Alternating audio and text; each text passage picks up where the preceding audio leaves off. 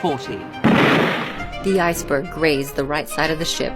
And all of a sudden she lifted up quickly. Everything that was movable was going through her. I didn't think it was serious because I didn't think it was possible a big ship like that could sink. It sank very quickly. ये iceberg भी कोई छोटा मोटा iceberg नहीं था। Length में ये 200 bye 400 feet था, एक फुटबॉल फील्ड जितना बड़ा, और हाइट में ये क्रोज नेस्ट तक आ रहा था। साइंटिस्ट का एस्टिमेट है कि इस आइसबर्ग का वजन 1.5 मिलियन टन था। आइसबर्ग के साथ ये टकराव टाइटैनिक का जहाज के फ्रंट राइट साइड पर हुआ।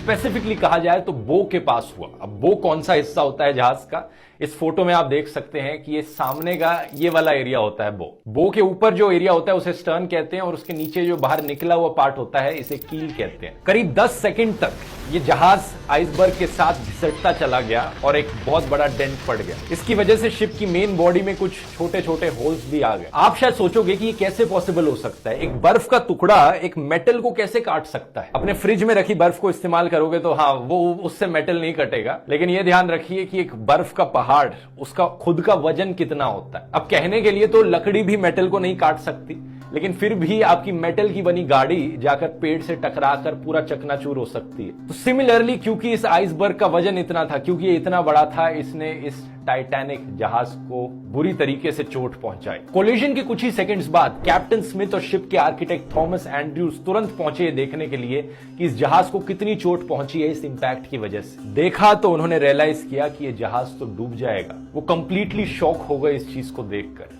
इन्हें लगता था कि ये जहाज तो अनसिंकेबल है, कभी डूब नहीं सकता। वीडियो के शुरू में मैंने बताया था इस जहाज को अनसिंकेबल माना जाता था क्योंकि इस जहाज के अंदर सेफ्टी फीचर्स कमाल के थे। दो मेन सेफ्टी फीचर्स थे जिसकी वजह से इसे ऐसा माना जाता था। पहला, इस जहाज के अंदर एक डबल बॉटम हल था। हल जो होता है वो जहाज की मेन बॉडी को कहा जाता है। डबल बॉटम हल का मतलब है कि दो लेयर्स लगी हैं यहां पर। अगर नीचे से एक लेयर टूट भी गई तो दूसरी लेयर बचा लेगी। और दूसरा, जो पूरी शिप की मेन बॉडी है, जो हल है, उसे 16 अलग अलग वाटर टाइट कंपार्टमेंट्स में डिवाइड किया गया है। 16 में से 4 कंपार्टमेंट्स भी अगर पानी के भर गए तो भी जहाज तैरते रहेगा, जहाज को कोई फर्क नहीं पड़ेगा। लेकिन आइसबर्ग से ये जो इंपैक्ट हुआ था ये एक्चुअली में शिप के साइड में हुआ, तो जो डबल बॉटम हल था वो किसी काम का नहीं रहा। साइड में तो सिंगल लेयर ही लगी थी। और दूसरा, ये इंपैक्ट इतना ज्यादा बड़ा था कि 16 में से 6 water tight compartments already breach हो चुके थे, उनमें पानी भर चुका था। लिमिट 4 तक की थी।